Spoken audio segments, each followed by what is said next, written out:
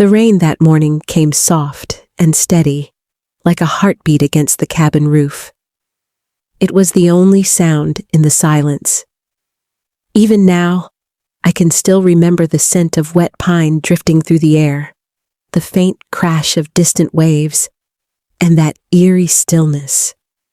The kind that feels almost sacred, as if the world itself is holding its breath. It was supposed to be a simple escape, a mother-son trip to clear our heads, to breathe again. But those days in the mountains became something else entirely. They unraveled everything I thought I knew about love, loss, and the quiet ways we find ourselves again. My name is Grace, and I'm 42. For most of my life, I was a wife and a mother before I was anything else. My marriage to Daniel had long turned into something polite and distant.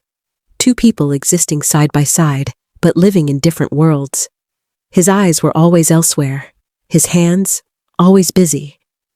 I used to tell myself it was normal, that this was simply what 20 years of marriage looked like. But deep down, I could feel it. I was fading, slowly, silently, like the color draining from an old photograph left too long in the sun. Then one afternoon, I came home to find my son, Ethan, sitting at the kitchen table, smiling in a way I hadn't seen in years. At 22, he had this quiet strength about him. Kind eyes, steady presence, the sort of soul that could sense pain without needing it explained. "Mom," he said, sliding a cup of tea toward me. "You look tired. You need a break." Before I could answer, he continued, calm but firm. "I already booked us a cabin. Just you and me. No work, no phones, a week of peace." I laughed, shaking my head. "Ethan, I can't just leave everything." But he just looked at me with those soft blue eyes that reminded me of who I used to be. And somehow, I couldn't say no. A few days later, we were winding through mountain roads, the world behind us shrinking with every turn. The cabin stood on a ridge overlooking a sea of green, pine, mist, and somewhere far below, the hush of the ocean. Inside, it was warm and small. A stone fireplace, the scent of cedar, a single wide window framing the horizon. When I stepped inside, I felt something I hadn't in years, stillness, not loneliness, but peace. That evening, we sat outside wrapped in blankets as the last light melted over the trees. The air smelled of rain and earth. Ethan turned to me, smiling. "You know," he said softly, "I can't remember the last time I saw you smile like that." I hadn't realized I was smiling at all, but he was right. For once, it wasn't practiced. It was real. The next morning, I woke to the smell of coffee and the sound of waves breaking somewhere below the cliffs. Ethan stood by the stove, hair tousled, wearing one of Daniel's old flannel shirts. "Morning, Mom," he said, handing me a mug. "Less sugar, more milk, right?" I froze for a second. He still remembered. That small detail, so ordinary yet so full of love, caught me completely off guard. We ate breakfast with sunlight spilling through the window, painting the cabin in gold. Laughter came easily, and for the first time in years, it didn't feel like something we had to reach for. Later, we walked down to the beach, the sand cool beneath our feet. The tide whispered around us. We talked for hours about his friends, his dreams, the city life that waited for him beyond the horizon. And then, he asked quietly, "Mom, have you been lonely?"